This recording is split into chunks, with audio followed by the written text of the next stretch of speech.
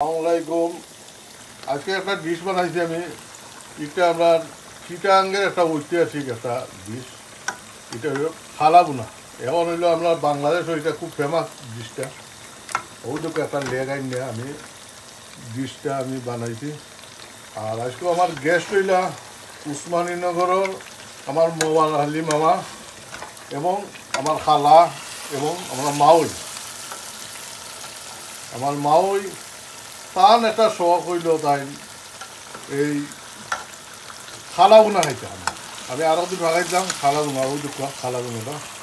আর খালা গুনার পাশাপাশি আমি আরো একটা জিনিস বানাইছি। এটা একটা জলফ রাইস।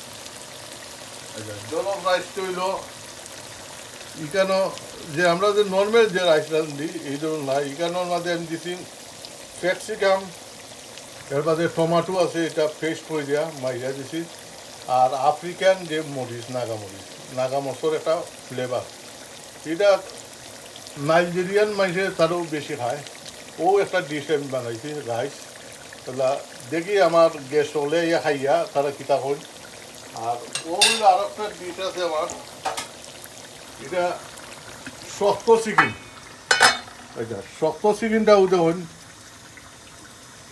আমার ও দেখুয়া শক্ত চিকেন একটা লেগ বার হবে।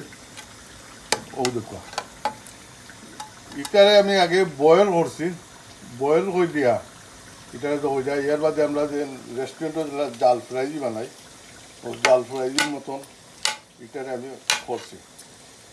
তো এখন কত হইল আমরা যেটা খাই এই মানে না, একটু ডিফারেন্ট হয়ে দিয়া ডিশটা করছি।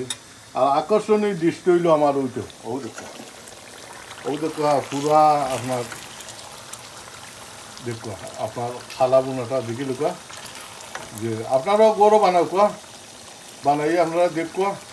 ইনশাল্লাহ এটা খুব টেস্টি হয়, খুব সুস্বাদু। ধন্যবাদ আমার এটা দেখার জন্য।